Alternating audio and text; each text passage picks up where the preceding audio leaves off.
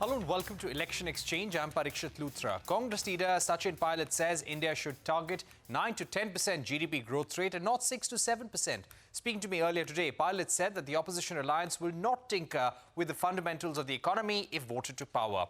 I began by asking him about his take on the election so far and what he expects on results day. I think this election from the first phase onwards has been giving a very clear indication that this is not a wave election, but it's certainly an election for a change. I sense that palpable mood in the voters across the country. And I say this because the speeches of the BJP leaders have changed from when the election started. The kind of self-assured speeches we heard now have moved down to the rhetorical, the divisive sort of language being used. It shows that they are on a back foot. And I think the Congress party candidates and the India Alliance candidates have actually surged ahead in successive rounds. So I'm quite confident that the results, when they come out on June 4th, will be a positive one for the India Alliance. Right. I would also like to ask you about the NDA's campaign. And do you feel that somewhere the Congress has not been able to make clarifications about its manifesto? Because here you have the NDA, the Prime Minister, saying that Congress once wanted to allocate 15% of the budget to Muslims. They have been speaking about how you will take away the wealth of the people and redistribute it among the minorities. Do you feel that somewhere you've not been able to overcome this rhetoric, this campaign pitch of the Prime Minister? Exactly what you said. It's rhetoric. There is no ounce of truth in what is being said. And you will agree with me that the Congress manifesto has become the talk of the town. One does not know what the BJP manifesto says. No one cares about it, because it's all about self appreciation with no tangible data, no report card, no 10-year governance results, no output, no assurances being fulfilled. And it's very sad to see that very important people holding important positions are talking the language which is unbecoming, talking about Muslims and Hindus and Mangal Suits and taking wealth away and stealing and giving to other people. It is absolutely outlandish to make those statements. Our manifesto is in black and white. All we've said is that we want to make sure that the poorest amongst us get some financial incentives, 1 lakh rupees a year for the poorest families in this country. We've said that farmers should have a assured procurement, and there should be a legislative framework for that. That's a guarantee that we've given. And the NREGA payments per day, instead of being 200 rupees, should be 400 because the inflation is sky high. We're talking about young people, farmers, creating wealth for everybody in the country, not for a limited few. But to talk about religion, there is no mention of the word reservation on basis of religion. It is not there in the constitution. It can't be done. But to keep saying what is not in our manifesto tells you that the BJP is not talking about what its own performance has been and what the roadmap for the next 5 years can be for them. Instead, they are creating this sort of negative atmosphere with no truth and no basis of saying so whatsoever. In fact, this manifesto has been printed in Hindi and English. Anybody can go and read it. But I think this rhetorical speech they're saying is just basically what happens is when the BJP is on a back foot, their last resort is to talk about religion. Mandir, masjid, Hindu, Muslim. Talk about investments, growth, job creation, wealth distribution amongst the poorest amongst us. We have the highest recorded unemployment in this country today. And my biggest worry is that the gap between rich and poor has become so much. The Gini coefficient is actually an alarming situation for us. Should we not care about the 120 crore people who have been left behind? I mean, we should grow as one entity and not have this huge gap. Why should a few people, 5-10% people, have this phenomenal growth and the poor get even further poor? Okay, the question that I'd like to ask you now, there is a bit of uncertainty in the stock markets right now with the election outcome and what could it possibly be, and maybe it's driven by the low voter turnout in the initial phases. What everyone is looking at, will there be policy continuity? Right now everyone says that yes, India is the alternative to China, but those capital flows are not coming to India right now because we need some more reforms in terms of unification of laws, bringing all the states on one page in terms of implementation, speedier opening and closing of businesses. In case the opposition is elected, to what extent do you feel the NDA's work should be changed or there should be policy continuity to make sure that the momentum we have growth as an economy around the world continues?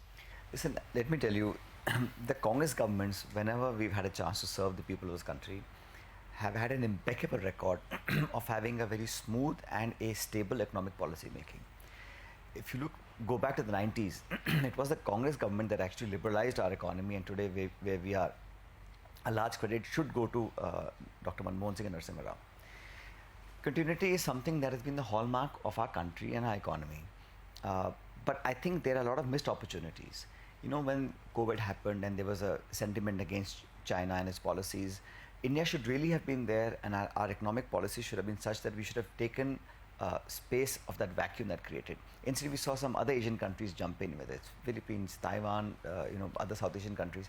We missed that boat, I think. The capital outflows out of China, the natural alternate destination should have been India. I think we missed that boat, even though we talked about it. What worries me is that when we lost power in 2014, the national debt was about 50 lakh crores. Today, it's 250 lakh crores. It's increased 5 times in 10 years. That's again a worrisome situation. Of course, the fundamentals have to be key to our economy. There is no question of, tinkering with those. There's no view on that at all. But in fact, I think the trajectory of the economy should be that our potential should be a 9-10% growth, not 6 to 7 that we've been able to achieve. So markets, I think, are very mature in this country, and they take into consideration all the possible political outcomes. But the Congress governments or the UPA governments have always fostered growth, equitable growth, even though we had policies like Narega and food subsidies, but we still had policies in place to get and attract investments like never before. FDI, the BJP actually opposed the FDI in retail and in defense, and now they've gone back on and welcomed it. They opposed the India-US nuclear deal. They went back and now they've supported it. They opposed the direct benefit transfer schemes when they were in opposition. Now the BJP is supporting it. So GST, they opposed the GST. In fact, they've reversed most of their political economic views while in opposition and while in government. And the Congress has been steadfast in what we say, and I think no matter what happens, the potential of our country should be harnessed to the maximum. Right. So you would say that whoever is elected, the focus should be on making sure we have the right environment to attract the funds which are not going to China or which people do not want to deploy in China. Absolutely. I think there is a growing sentiment globally that India's economic potential, needs to be further fueled. We must have policy making, and you see, the markets and the global sentiment really relies upon the domestic policy framework. So a stable policy framework, erratic changes always disturb markets, and I think it's never been the intention of any UPA or Congress government to damage the sentiments of the markets. But markets don't dictate what is fundamentally important for us. So we believe that helping out the poorest amongst us is very important for us. A program like a midday meal program or Narega program or subsidies to the poor or farmers' loans being taken care of. Those issues we've committed, we will stand by it. But we will make sure that we have the right inputs and the policies are made in such a way that India is able to punch above its weight in terms of economic achievements. If I were to ask you about the Hindi heartland, because you were handling states like Chhattisgarh, I'll come to Delhi in just a bit, but let's begin with Rajasthan. The result of the last assembly election where the BJP won, how is it going to impact, or how did it impact the campaign, so to say? How hopeful are you about the party doing well in Rajasthan? Because last election... It was a clean sweep in the Lok Sabha. I mean, you're right, we did lose the last parliament election, but the assembly election held in December last year, the vote share difference between BJP Congress was under 2%, 1.5%, and we had 71 MLAs in the House of 200.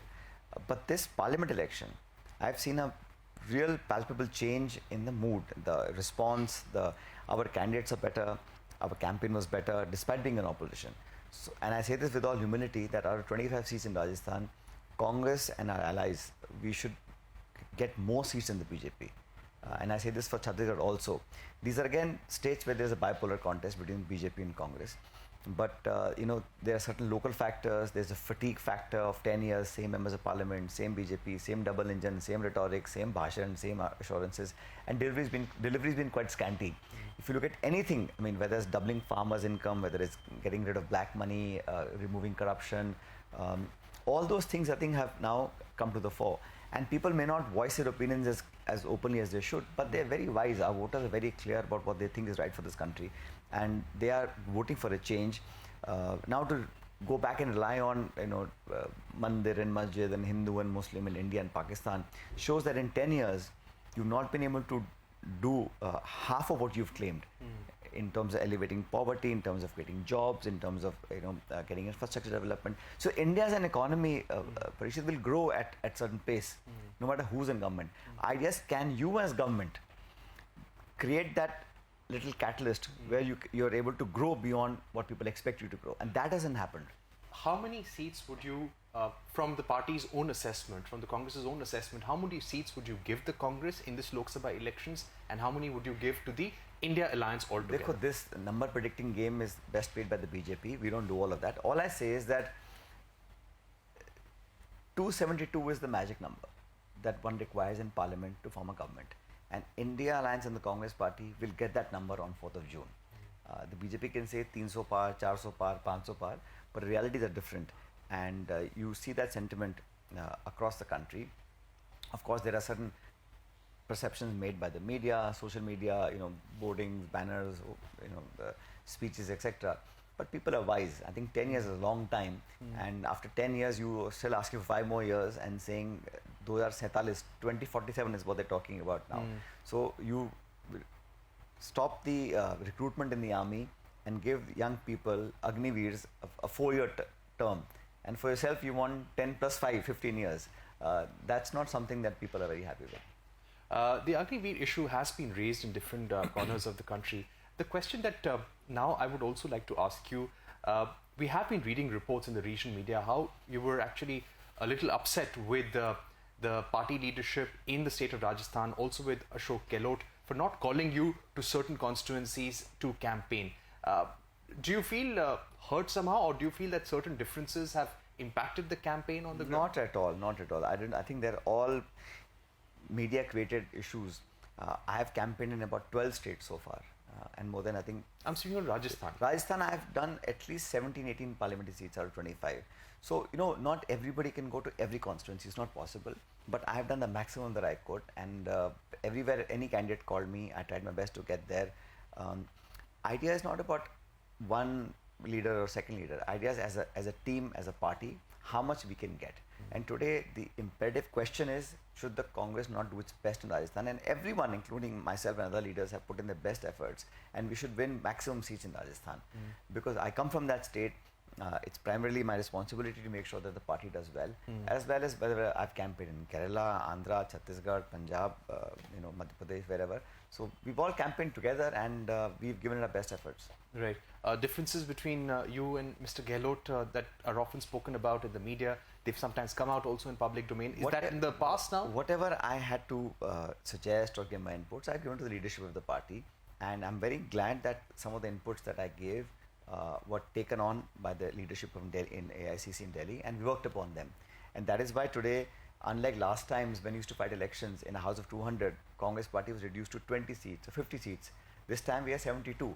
So we've done much better than previous times, even though we failed to make a government, which was our intention. We all worked hard to repeat our government, but वो 30 years से हो नहीं रहा है. We form the government and we lose badly.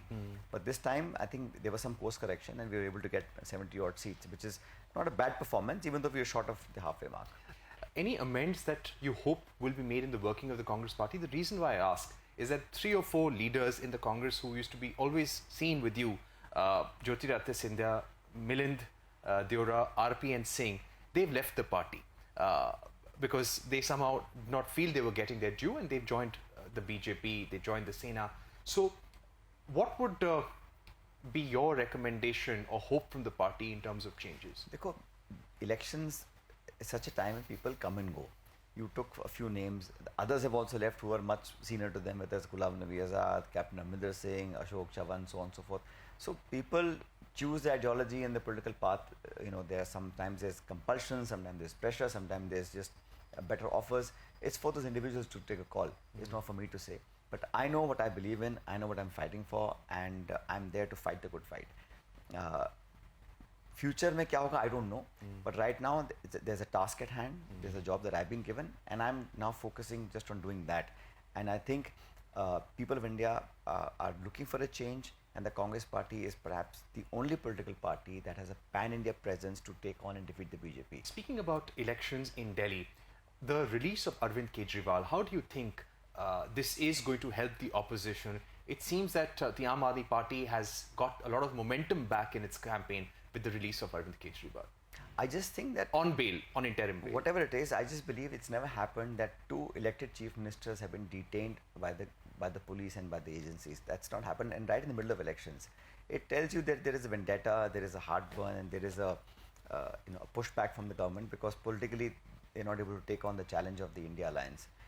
They tried everything to break the India Alliance. A few people have succumbed, but 24 political parties are fighting this election together, and we have an alliance with the Aam Aadmi Party in Delhi. And I think in all 7 seats in Delhi, we are very comfortably placed. Of course, it's a tough election because this is right under the nose of the government of India. So they're leaving no stone unturned in terms of resources and muscle that they have. But we are having a very good contest here, and I think that all 7 seats we should be able to pull through with the India Alliance. All right, that was Sachin Pilot expressing confidence that the opposition alliance will secure 272 plus seats and form the government post the 4th of June. Let's see what happens in the days to come. We're taking a short break here. On the other hand, we have an exclusive interview with Uddhav Thackeray coming up. We also speak to students in Bihar on the Agniveer Army recruitment scheme. Stay tuned. We'll be getting you all of that in just a bit.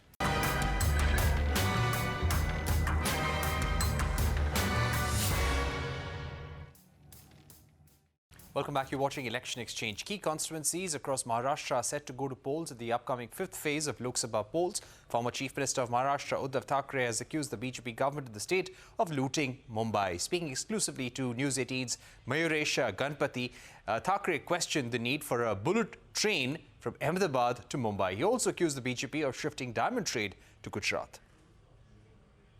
Modi ji का स्वागत करता हूं कि जब भी आवश्यकता थी, मुंबई पर जब भी संकट आया था या आता है तो मोदी जी कभी नहीं आए, लेकिन जब उनको ज़रूरत पड़ती है तो मोदी जी आते हैं। ठीक है, अब 4 जून के बाद वो तो रिटायर हो जाएंगे। मुंबई देखनी है, देख लो। मुंबई में अच्छे लोग रहते हैं और हमेशा मुझे तो अभिमान है कि पूरे देश में सबसे ज़्यादा टैक्स देने वाली मुंबई है। तो वो मुंबई कैसी है जिसको आप लूट रहे हो, वो मुंबई कैसी है देख लो आप। अब लूट की हमेशा बात करते हैं। हमने बहुत से भाषणों में देखा है कि you always talk about BJP looted the Mumbai और BJP still looting the Mumbai. क्यों आपको ऐसा क्यों लगता है कि उनकी लूट चल रही है? मुंबई के जो एफडी थी, जब हमने कार्यभार संभाला था 2012, उसके पहले से हम संभाल रहे थे, लेकिन तब लगभग 640 करोड़ डिफिसिट में थी मुंबई। और 2012 से लेके जब तक कॉरपोरेशन थी, 2 साल पहले तो विसर्जित हो गई, तब तक ऑलमोस्ट 90,000 करोड़ तक प्लस में कॉरपोरेशन थी। अब आपको याद होगा, प्रधानमंत्री जी उस वक्त भी आए थे हमारी सरकार गिराने के बाद, और उन्होंने कहा था कि एफडी में पैसा रखकर विकास नहीं होता है जी, वो तो हमारे कॉन्ट्रैक्टर के जेब में जाना चाहिए। हाँ, हमारे कॉन्ट्रैक्टर के दोस्त कॉन्ट्रैक्टर की जेब में जाना चाहिए। और उन्होंने काम शुरू किया। मेट्रो के काम हो रहे, होने दो। बुलेट ट्रेन की ज़रूरत क्या है? जो वहाँ वित्तीय केंद्र होने जा रहा था वो आप गुजरात लेके गए, और जिसकी बिल्कुल आवश्यकता नहीं है। मुंबई के कितने लोग अहमदाबाद जाकर करेंगे क्या? क्या है काम, क्या है मुंबई के लोगों का? मुंबई अपने आप एक अपने पैरों पर खड़ी है, तो उसको मुंबई के लोगों को अहमदाबाद जाने की ज़रूरत क्या है? और बाकी सारी सुविधा है। आप फ्लाइट की फ्रीक्वेंसी बढ़ाओ। जो बुलेट ट्रेन से जाना चाहते हो फ्लाइट से जा सकता है। मुंबई की ट्रेन की जो फ्रीक्वेंसी है वो बढ़ाओ। बुलेट ट्रेन की बढ़ाने की ज़रूरत क्या थी? बुलेट ट्रेन लाने की ज़रूरत क्या थी? और बुलेट ट्रेन के लिए जहाँ एक अपने मुंबई का अहम एक हिस्सा है, ज़मीन है, वो आपने क्यों चुराया हमारा? वहाँ जो होने वाला था आर्थिक केंद्र, वो आप गुजरात लेके गए और बिना काम की बुलेट ट्रेन हमें दे दी। हीरे डायमंड मार्केट वो लेके गए, बहुत सारे जो काम मुंबई के थे वो लेके गए। ऐसे और एफडी में अभी बीएसटी, जैसे मेट्रो है, रेलवे, वैसे मेरी बीएसटी है। मुंबई के लिए काफ़ी बीएसटी लोकल के बाद दूसरी लाइफलाइन है। बिल्कुल, और वो छोटी छोटी गली में भी जाती है। उसमें आप बदलाव भी कर सकते हैं, मिनी बस ला सकते हैं, सिंगल डेकर है, डबल डेकर जो हमने उस समय वापस लाए, अब इलेक्ट्रिक बसेस आ गई। तो आप रूट बदली कर सकते हो, फ्रीक्वेंसी कम ज़्यादा कर सकते हो, बस की साइज़ कम ज़्यादा कर सकते हो, तो उसको क्यों आप सपोर्ट नहीं करते? बीएसटी को देने के लिए पैसा नहीं है ना बोल रहे, लेकिन मेट्रो के लिए एमएमआरडीए वगैरह पैसा ले रहे, 3-3 हज़ार करोड़ 5-5 हज़ार, मुंबई का पैसा है। और मैं तो चाहता हूँ जब हमारी सरकार वापस आएगी तो शायद मैं एमएमआरडीए बंद कर दूंगा, या तो उसको मुंबई कॉर्पोरेशन के लिमिट के बाहर कर दूंगा। ओके। मुंबई में कोई आवश्यकता नहीं, मेरी मुंबई कॉर्पोरेशन मजबूत है। तो मुंबई की लैंड आप खा रहे हो, मुंबई महापालिका का पैसा खा रहे हो, और मुंबई को क्या दे रहे हो? एक तो रोजी रोटी छीन कर लेके गए। जितनी सारी सुविधा हमने कोस्टल रोड बनाया, मुंबई महापालिका के पैसों से बनाया, उसमें केंद्र का कोई हिस्सा नहीं है, ना कोई लोन है। जैसे बुलेट ट्रेन के लिए जापान का लोन लिया है, वैसे हमने कोई कोस्टल रोड के लिए मुंबई के लोगों के ऊपर लोन नहीं थोपा है। Uddhav Thackeray there at his combative best, hitting out at the BJP and the Shinde Sena. Moving to Bihar, where students are anguished over the centre's Agniveer Armed Forces recruitment scheme that was launched in June 2022. My colleague Santya Gora caught up with some students from the Ara city in Bihar to understand their grievances and if this will impact their voting decision in the Lok Sabha elections. In 2022, multiple protests happened in Bihar against Agniveer scheme. One of the places where violent protests took place was in Ara. Young people were opposing that scheme. Right now we are in Ara. We are actually right next to the railway station, and we are being joined by a group of young students here. We'll talk to them and understand, has anything changed for them in the last 2 years, or are they still opposing Agniveer scheme? 14 जून 2022 आज भी date याद है, और ये date मैं पूरे जीवन में कभी भूल नहीं सकता हूँ, क्योंकि ये डेट हम लोग का जिंदगी बर्बाद करने वाला डेट था। ये जो बीजेपी सरकार है, ये हम लोग का जिंदगी बर्बाद करके खा गई, और आज बीजेपी सरकार के नाकामी की वजह से हम लोग यहाँ पे बैठे हुए हैं। जीवन बीजेपी को वोट नहीं डालूंगा, क्योंकि मेरा सपना था इंडियन आर्मी, और मेरे इंडियन आर्मी के सपना को तोड़ दिया बीजेपी सरकार ने। 2-3 महीना तैयारी किया। मेरे पापा ने दूसरे से पैसा लेकर कोचिंग फी में जमा किए थे, और जैसे ही मैंने 2-4 मंथ तैयारी की, तब तक अग्निवीर में एक भी एग्जाम नहीं दे पाया। फिर अग्निवीर एक स्कीम आ गया, फिर उसके बाद मेरा सपना टूट गया एयरफोर्स में जाने का। नौजवानों का जो था ना, शोषण किया गया आजाद भारत में पहली बार बीजेपी के द्वारा। एक आर्मी में जाता था, उसके परिवार, उसके घर, सब लोग खुश होते थे कि हाँ एक परिवार, ये गरीब फैमिली से सब बिलोंग करने वाले जाते थे। ये सब मन भावना को खिलवाड़ मचा रहे हैं, ये सब लोग वोट लेकर। सबसे बड़ी मुद्दा यही है पेपर लीक की, दूसरी है बेरोजगारी की। पेपर लीक हो जा रहा है तो एग्जाम क्या कोई देगा? हर बार हम लोग फिर से न्यू पैटर्न से एग्जाम देते हैं, फिर पेपर लीक होता है, फिर हम लोग उसी पैटर्न में चले जाते हैं। मोदी जी सिर्फ गुजरात दिखाई देता और महाराष्ट्र, मोदी जी को बिहार नहीं दिखाई देता, क्योंकि बिहार पिछड़ा है। जनता दिन आए हैं, यहाँ पर रैली की है, रोड शो किया, अभी तो कोई विकास के बारे में बिहार का बोले सब। बेरोजगारी पर एक वोट नहीं बोले हैं कि वैकेंसी कितना आएगा कितना नहीं आएगा, कोई गारंटी नहीं है। हमको तो लग रहा है कि नरेंद्र मोदी की सरकार बनेगा ना तो नौकरियों खत्म हो जाएगा सब। हमारा मुद्दा यही रहेगा, शिक्षा, स्वास्थ्य और बेरोजगारी। 5 करोड़ अनाज दे रहे हैं बस, अचानक है कि पूरी जनता शिक्षित रहे, वैसे दे रहे हैं अनाज, और इसे वोट दिखा दे रहे हैं जातिवाद में लेकर। बस हम लोग बिहार में ना इंडस्ट्री है, कुछ भी नहीं है। हम लोग तो है सिर्फ पढ़ाई पर अपना रोजगार के लिए प्रयास कर रहे हैं, नहीं लग रहा है, नौकरी नहीं हो रहा है। वोट डालते टाइम ये मुद्दा होगा, एकदम होगा। ठीक है। So these are some of the young voices from Bihar's Ara area. Ara is going to go to polls on 1st of June, and whether or not employment and Agniveer scheme is going to make a difference, is going to decide the way the young people of the place will finally vote, that remains to be seen. But for now, these young people tell CNBC TV 18 that for them at least, employment, Agniveer scheme and any other opportunity to earn their livelihood, these are the key election issues. In Ara, with camera person Swapnil Bandekar, this is Santya for CNBC TV 18. All right, definitely there is anger against the Agniveer scheme in some parts of the country, but let's see how that translates into the voting patterns in the days to come. With that, it's a wrap on this edition of Election Exchange. More news and updates continue right here on CNBC TV 18.